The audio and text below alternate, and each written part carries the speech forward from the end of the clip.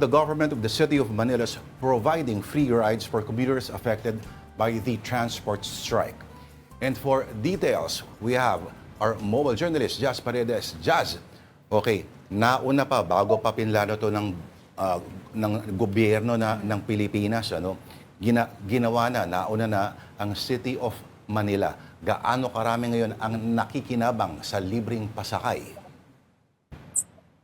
Yes, Pops Lord and Denise, magandang hapon. Nandito nga tayo sa incident post para sa Oplan Libreng Sakay ng Manila LGU. And actually, Pops Lord, and sa ngayong araw, wala pa tayong naitatalang nakinabang dito sa ating libreng sakay dahil ang kanila daw sistema, once na merong reported na stranded passengers, ay saka sila pupunta para doon personally simulan yung kanilang libreng sakay. Pero kahapon, nung nag-start yung ating Oplan Libreng Sakay, ay nasa 109 passengers yung naisakay nito, no?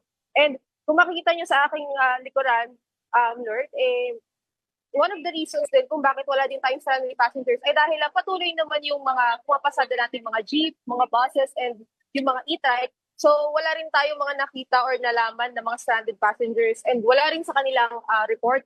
Pero sa ngayon, until 5 or 8 p.m., depending daw kung magkakaroon man ng tigil pasada around 5 p.m., ay patuloy pa rin silang naka-standby kung magkakaroon nga ng stranded passengers o magkaroon ng biglaang tigil pasada. Dahil sa ngayon nga raw, Pops Lord and Denise, ay talagang naka-standby sila dahil hindi rin sila mabigyan ng eksaktong oras kung magkakaroon pa ba ng tigil pasada ngayon or magkakaroon ba anong oras man kung magkakaroon man. Pero ang anticipated talaga natin for this day is yung Paco Rotonda, no? So if ever down magtigil pasada ito at kagaya kahapon, ay ang tatakbuhin ng kanilang ruta ay mula Nagtahan hanggang Paco. And ito mga nakita nating units sa likod, ay tatlo dito is from the MDR.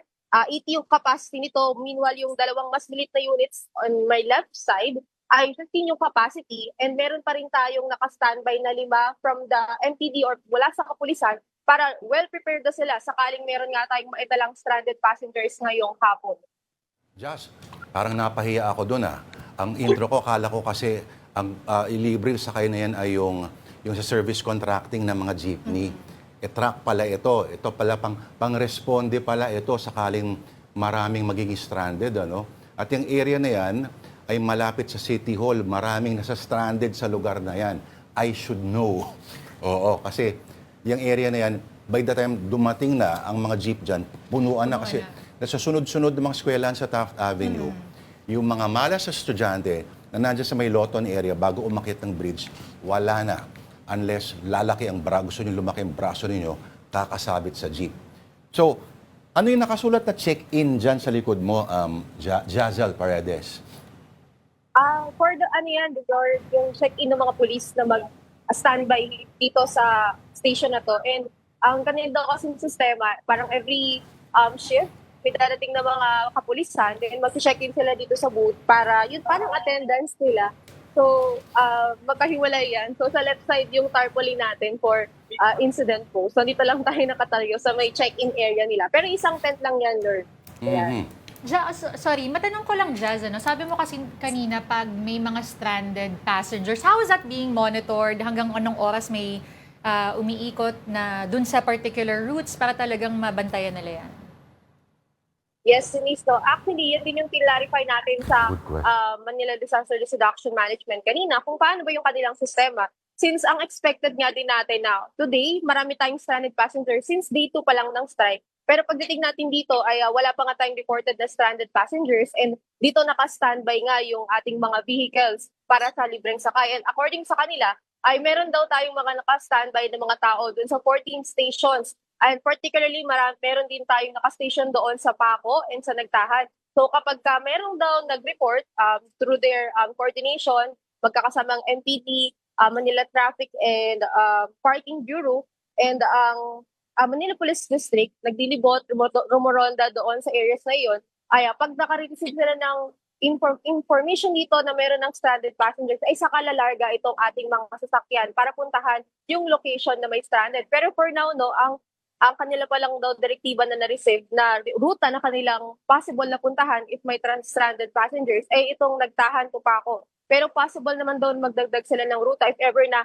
meron ding locations na marami ding stranded passengers, most especially na yung mga nalaman natin na yung parte ng Manibela is from Paco, Blumentritt, and San Andres. So if ever na from these 3 locations daw ay meron ding tigil pasada, for sure magdadagdag sila ng, for sure or possible silang magdagdag nung kanilang ruta for these locations, Denise and Lord. At sana dumadaan din sana sa sa may Kalaw kasi ang daming nag-a-apply na seaman diyan.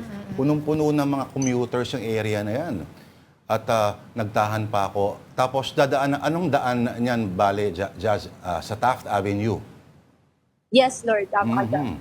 Okay, yung mga truck na 'yan, kamusta kaya yung paano parang medyo mataas siya, no? So may hagdan ba na Pwede mo nakaprovide? malapitan, Jazz. Oh, Jazz, baka pwedeng silipin natin kung kaya ng Yes, camera. silipin natin. Magta-truck tour tayo, hindi tayo house tour ngayon.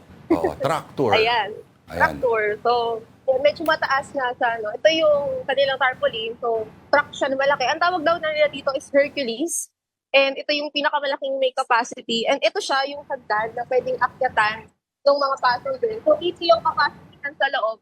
And Jazz, ngayon, paki-flip yung camera mo, Jazz, para makita natin yung loob. Yan. ayan. Ayun. Yan. So, dito yung hagdan. Medyo mataas nga siya kung tutuusin. And ayan yung capacity niya sa loob. Pati so, na 80 daw maupuan, yung- Jazz. Ipasok mo kung kaya, i-forward mo pa yung camera ng konti. Yan. Ayan. Aba, papasok rin si Jazz, aakyat at sasakay ba si Jazz Paredes? Jazz, may tanong ako, meron bang kasama dun sa pagsundo o driver lang ang dadating? Meron bang pwedeng umalalay dun sa mga senior or PWD na nangangailangan ng tulong? Yes, Denise, no? So, pumasok na tayo sa loob. Ayan. Para makita natin kung gaano kalaki. And yes, Denise, no? Hindi lang naman daw yung driver, yung kasama for the assistance. Actually, yung mga nakastanday natin dito from the MDR, ay yung ilan sa kanila, hindi naman lahat, syempre may mga nakaantabay pa rin dito sa station, sakali may tumawag, ay kasama sila to assist. And kasama nila yung NPD kung sakali nga doon may PWD or senior citizens na may kailangan ng assistance. And actually, yung driver din nitong truck na Hercules ay from the LGU din. So, dagdag na rin sa assistance if ever na may mga situations tayo na kailangan talaga ng manpower. Oo. Jazz, okay. Ang tanong ngayon, halimbawa, so may rumisponde na dito sa area nito maraming stranded commuters. So pupunta na lang doon banda sila basta, itong truck na yan? O pwede bang parahin pag dumadaan? Paanong sistema ba exactly, Jazz? Yes, Lord. Actually, yan din ang tanong ko kanina. Since ang sabi ko, ang expected ko rin is libreng sakay. Pwede silang pupunta dito para direct na nandito naman galing sa Cardilla para makasakay at makapunta doon sa route.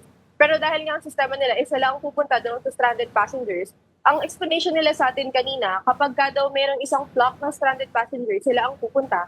Pero if ever daw na, kunyari, dito On sa the way, station na ha? to papunta sila, yes, on the way, may madaanan sila din na stranded passengers or maraming hindi makasakay, ay willing naman daw silang isakay dito on the way. Pero yung pa isa-isa lang na pick up, and hindi natin pa natanong kung i-accommodate ba nila, pero they're willing to accommodate as much as possible sa lahat ng affected naman daw na commuters, Lord. Mga ilan kaya ang mauupo dyan, Jazz Paredes? Pwede ba standing? Sa ngayon daw, Lord, na tinanong natin, 80 yung capacity, ito lang from this truck. 18. So, medyo malaki siya. Oo. Itong tinatatayuan ko, meron pa siyang Nakatayo ka ba talaga, extended Jazz? dito. Nakatayo ka? Yes, Mataas sir. pala. Nakatayo ako. So pwedeng tumayo. So pwede ngang... Kunyari pwede siksikan.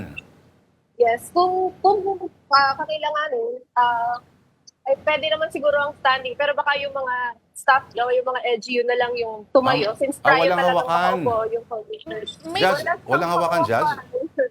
Wala siya. Pero pwede naman itong bakal. Kasi lang di siya safe. If ever na magkulang man daw yung capacity nito at yung mga nakaantabay pa, since bale 8 yung units, 5 meron pa tayong nakaantabay na mobile, wala sa kapulisan, magdadagdag din daw ng mga e-trikes mula dun sa Manila traffic para at least ma-accommodate pa ng mas marami. If worst case scenario lang naman ito, kung talagang magkukulang itong truck pa nito and yung mga additional units na prepare natin. Jazz, gaano ka komportable yung temperatura dyan sa loob? Ayan. Subukan nating maupo. Subukan Sige nating nga. maupo. Mainit, mainit? Para makompleto natin yung experience. Mm. Sa ngayon, since kanina pa kasing 5 a.m. nag-start itong itong desk na nasa likod ko. So, ito ring mga units na to is hindi lang 5 a.m. no, simula kahapon pa sila nag-stay dito. So, ito possible na kaya din sa sobrang tagal na rin nakapark dito ay mainit na. Actually, medyo mainit na yung upuan and ito bakal din. So, mainit din. Pero dahil mahangin naman yung breeze, yun lang yung bumabawi. Pero yung upuan and Bakal yung ba yung upuan? medyo mainit. Parang kahoy. Yung kahoy siya. Kahoy. Just, Pakita ko sa okay. inyo. Hanggang kailan magtatagal itong programang ito? Sa ngayon, no, tinanong natin if kung sakali ba na ngayon nga ay wala tayong maasahan ng mga Nag-freeze. Oo, baka sobrang nalamigan doon sa kinaroroonan ng ating mobile journal dyan, malapit sa, well, talagang literally stone's throw away from the Manila City Halls. Si Jazz Paredes. Thank you, Jazz Paredes.